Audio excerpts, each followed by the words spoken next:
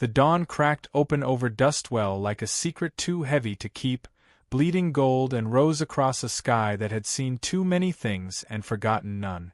Wind stirred the dry prairie grasses, whispering through fence posts and leaning gravestones, then swept around the small clapboard chapel that crowned the edge of town like a relic. Behind it, in the brittle hush of early morning, a woman knelt in the dirt. Clara McBride didn't cry. Not when the boot struck her back an hour earlier. Not when the man who should have called her daughter spat the words, "witch" and "curse" into her face. Not even now, with blood drying against her temple and her babies fussing in her arms, each no bigger than a loaf of bread. The twins squirmed, their cries soft and confused, like the wind itself had birthed them. Clara cradled them close, her arms a trembling shelter.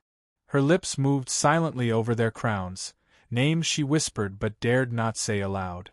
She knew the world had already decided what to call them, mistake. From the edge of the cottonwood grove, Royce Cutter watched. He was nothing but a shadow on horseback, his frame tall, still, his eyes narrowed beneath a sweat-stained hat. He'd come for salt and grain but taken a different path, something in the air pulling him to this place. He didn't know the woman by name, not really, but he'd seen her before. At church. At the general store. Always quiet, always wrapped in someone else's shadow. Now she knelt in blood and dust, and no one else came. The town would wake soon. And it would do what it always did, look the other way. Clara's knees gave out and she slumped to the side, catching herself with her elbow before she crushed the babies. Her breath came in sharp, shallow bursts, but she pressed her lips together, refusing to moan. Somewhere in the chapel, the bell tolled 5. She had an hour, maybe 2, before someone noticed she was missing from the Reverend's house. Or maybe they already knew and didn't care. She thought of her husband, Lee. How he'd smiled, once, before war and disappointment hardened his face. He'd died last winter of pneumonia, leaving her at the mercy of his kin. Josiah McBride, her father-in-law and the town's preacher, had buried his son and buried his warmth the same day. Said Clara had brought death with her. Said she prayed too soft, like a woman keeping secrets. And when she'd birthed 2 girls, red-faced and mewling like kittens, Maybelle McBride had slapped her clean across the mouth and hissed, "This family was promised sons." Clara had not screamed then either. She was raised by a trapper's widow who taught her silence was safer than any sermon. Taught her how to mend, how to make broth from bones, how to wait for pain to pass. But nothing in her small, quiet life had prepared her for being hated so thoroughly while still inside a home. The girls began to cry louder now. Hungry. One of them had a purple bruise on her ankle where Maybelle had yanked her from the cradle. Clara's stomach turned, rage sparking behind her ribs, but she swallowed it. She always swallowed it. Footsteps crunched in the dirt. She flinched and curled around the babies instinctively, expecting the cold sneer of Josiah's boots or the cruel hush of Maybelle's voice. But it wasn't either of them. Instead, a man stood just beyond the chapel wall, the morning sun behind him casting long shadows across his frame. He carried a flask and a bundle wrapped in cloth. Royce said nothing. His boots made soft thuds as he approached, stopping a respectful distance away. Clara stared up at him with wide, untrusting eyes. Her body curled tighter, even as her arms ached from the weight of her children. He crouched slowly and placed the bundle on the ground. Unwrapped, it revealed clean rags, a half loaf of cornbread, and a can of milk. Then he stood again. Still silent. "Why?" she croaked. Her voice was hoarse, as if scraped from the inside of her throat. He didn't answer. He just tipped his hat, turned, and walked away. Clara blinked, trying to hold back the sudden sting in her eyes. Her fingers trembled as she reached for the bundle, one child on her lap, the other nestled in the crook of her hip. The milk was still warm. She fed the babies first, ate the cornbread last. Every bite tasted like disbelief. By noon, the sun baked the fields, and Clara had dragged herself into the shadow of the chapel wall. Her babies dozed beside her on a folded shawl swaddled tight. Her head leaned against rough wood as flies buzzed near the dried blood on her arm. Her heart felt too large for her chest, swollen with something she couldn't name. She didn't hear Royce return until his voice broke the hush. "You can't stay here." She looked up, dazed. "Where else?" He hesitated. Then, in that same low drawl, rough as unpolished timber, he said, "You're coming with me." Her breath hitched. Her first instinct was to refuse. She was already an object of town gossip, and being seen with Royce Cutter would only feed the fires. Folks called him strange. Said he buried his mother behind his house and talked to her ghost. Said he played music no one asked for. But they also said he never raised a hand to a woman, never spat at a child, never cared what Dustwell whispered. She studied his face. It was unreadable but not unkind. His eyes did not seek permission or demand thanks. They just waited. Clara turned toward her babies, brushed a straw-colored curl from one daughter's cheek, and then forced her body upright. Every movement hurt, but she stood. Royce stepped forward instinctively, offering an arm. She shook her head and steadied herself. "I don't need saving," she murmured. He nodded. "Didn't figure you did."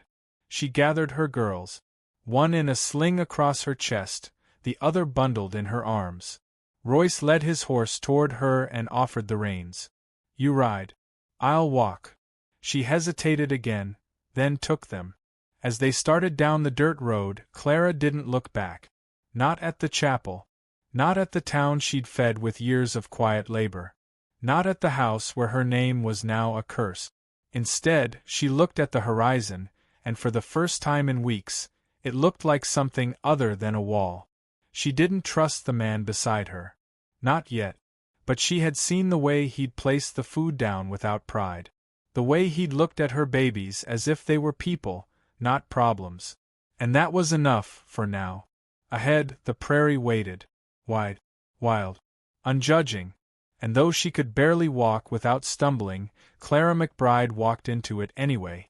The cabin sat at the edge of a bluff, nestled in the hush between forest and sky. Wind rolled down from the ridge and swept across the clearing, whistling through pine and cottonwood, carrying the smell of damp bark and horses. Clara stood beneath the porch awning, holding one child on her hip, the other sleeping in a makeshift cradle carved from a flour barrel. Behind her, the door creaked open and warmth spilled out, firelight, the scent of stew, and the low rasp of Royce Cutter moving about inside. She hesitated before stepping in. It had been 3 days since he'd brought her here. 3 days of silence thick enough to carve. He never asked her story, never pressed for conversation. Just brought wood in from the stack, fed the animals, and left a corner of the table clear for her to sit and eat when the babies were asleep. The quiet didn't feel like avoidance. It felt like space, like he was giving her room to exist without having to explain herself. Clara crossed the threshold. The floor was warm from the stove. Her daughter stirred on her hip and let out a sleepy murmur. Royce glanced up from a tin bowl he was carving and gave a short nod. She returned it with one of her own. She still didn't trust him, not completely. But there was something about the way he looked at her daughters. Not with pity or curiosity. Just attention, as if he saw them in full, small humans with spirits that mattered. That evening, while her girls slept and the stew simmered low, Clara found herself at the back of the cabin, staring at the fiddle mounted on the wall. It was old, lacquer dulled by dust and time, the bow hanging beside it like a memory no one reached for. She didn't ask about it. She simply noticed. Outside, Royce stood splitting logs, sleeves rolled to the elbow, muscles flexing with each strike. She watched from the window, not with longing, but with curiosity. A man who could have taken her when she was weak, who had no wife and no reputation worth defending, had done nothing but give her silence, bread, and a roof. That kind of restraint didn't come from indifference. It came from something deeper. On the 6th day, Royce came back from town with thread, dried apples, and a box of powdered milk. He also brought back whispers. "They're talking about you," he said as he handed her the goods. Josiah and Maybelle told the storekeep you ran off with another man's babies. Clara didn't flinch. She merely took the box and set it on the shelf. They won't stop, he added, voice quiet. Not until they've turned everyone against you. Or until they don't know where you are. Her hands stilled. I'm tired of hiding. He studied her for a moment, his eyes unreadable. Then stop. It wasn't a challenge. It wasn't even advice. Just a truth, placed in front of her like all the others he'd handed her without judgment. That night, she pulled out her old dress, the one that still smelled faintly of honeysuckle and wood smoke. It had belonged to her mother. She washed it, pressed the creases flat, and hung it to dry. The next morning, she braided her hair, wrapped her babies in shawls, and told Royce she wanted to go to town. The ride was quiet. Royce offered no words, only the steady rhythm of his horse's hooves and the sound of wind through long grass. When they reached Dustwell's Main Street, Clara straightened her spine and stepped down from the wagon before he could help her. The general store fell silent when she entered. Eyes darted. A woman with a basket of flour turned her back. A man spat into a barrel. Clara didn't speak. She walked the aisles slowly, selecting matches, soap, a tin of peach preserve. When she reached the counter, the shopkeeper hesitated, until Royce stepped in behind her. His presence was not loud, but it was heavy, a warning wrapped in quiet. The shopkeeper rang her up without a word. On the way out, Clara saw Josiah and Maybelle standing by the livery. Their faces twisted with something bitterer than fury, fear. Fear that the woman they'd tried to erase had not only returned but stood straighter, wore color on her cheeks, and carried her daughters like they were crowns. Maybelle called after her. "Shameless, that's what you are. Bringing bastards into a good man's town." Clara turned, slow and calm. "They're McBrides by blood, and loved by someone more than you ever managed." Josiah stepped forward, face red. "You think one man playing house with a whore makes your sin holy?" Royce didn't move. He didn't need to. Clara met the preacher's eyes. "No. But kindness is holy. And you wouldn't know that if it kissed your boots." They returned to the homestead before sundown. Royce didn't speak of what she'd said. He only helped her unload the goods and lit a fire while the girls napped. That night, for the first time, she sat beside him on the porch as the stars came out. She offered him a piece of dried apple, and he took it. "Why don't you play any more?" she asked, nodding toward the fiddle. He was quiet a moment. "Last person who listened died in that chair you're sittin' in." Clara ran her fingers across the worn armrest. "Maybe it's time someone heard again." He didn't reply. But the next night, just as dusk was falling, music drifted through the open windows, soft, aching notes, drawn slow and trembling. Clara stood in the doorway, the twins asleep behind her, and closed her eyes. The melody wasn't perfect, but it carried something pure, a conversation without words. A reaching. She didn't go to him. Not yet. But she listened. On the 10th morning, she found a note on the table in Royce's careful hand. "Gone to mend the west fence. Back by dark. Took the rifle." She fed the girls, swept the floor, and then went outside to hang laundry. As she pinned the sheets, hooves pounded in the distance. Dust rose. A black carriage. Her stomach clenched. Josiah and Maybelle stepped out before the wheels had stopped. Both armed. Behind them stood two townsmen, older, wary, but present. "You've taken what's not yours," Josiah said, lifting his gun.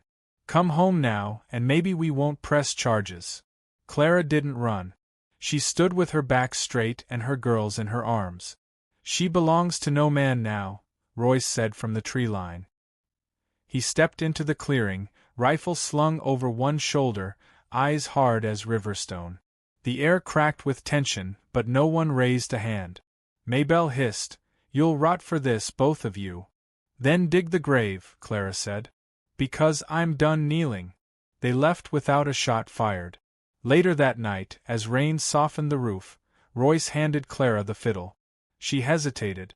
"I don't know how." "Doesn't matter," he said. She took it, hands trembling. Outside, the prairie sang with wind, and inside, a woman who had once knelt in the dirt played her first note. It was quiet, but it carried.